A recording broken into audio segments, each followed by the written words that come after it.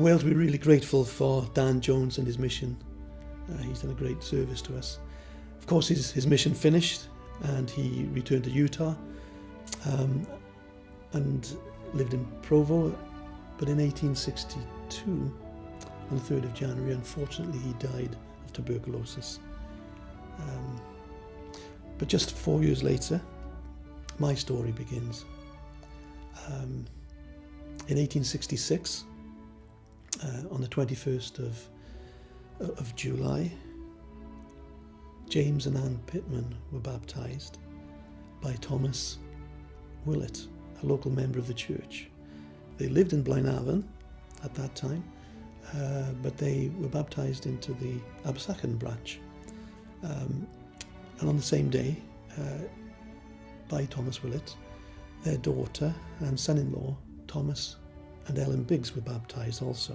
In 1877, September the 21st, James and Ann Pittman and their boys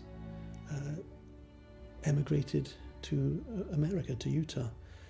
They went by train up to Liverpool, caught the SS Wisconsin, and then travelled across to New York, where they caught a train and went to Utah.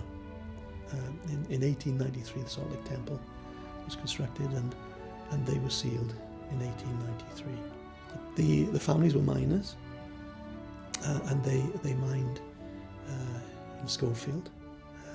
But unfortunately, in 1900, there was a great mine disaster. There was a great explosion and 200 people were killed, and the Pittman boys were all killed. The news of her brother's death got back to Ellen, and she was distraught and discouraged any further emigration from her family. What it done to my grandmother was that it pulled not a barrier between the church and God, but a barrier between America and Britain. She was not going to allow her children as minors to go over there to work. She didn't want to lose them.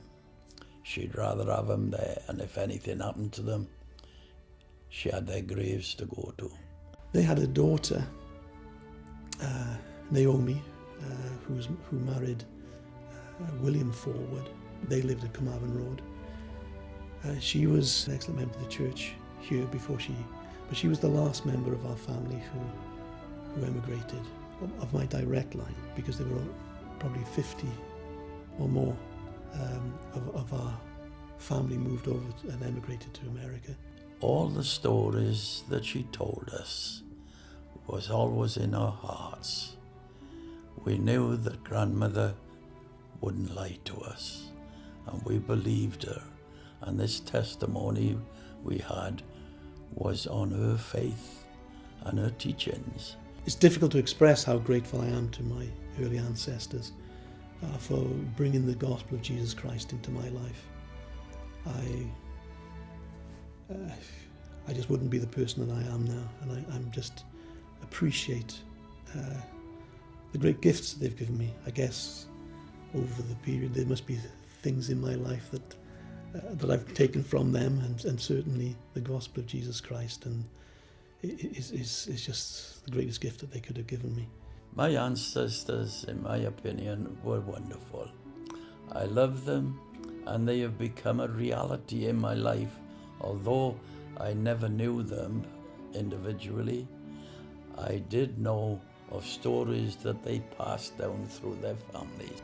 As you've watched this film and the pageant this year, I hope that you are able to see that the people of Wales have been able to contribute to the building of the church here in the UK and in America.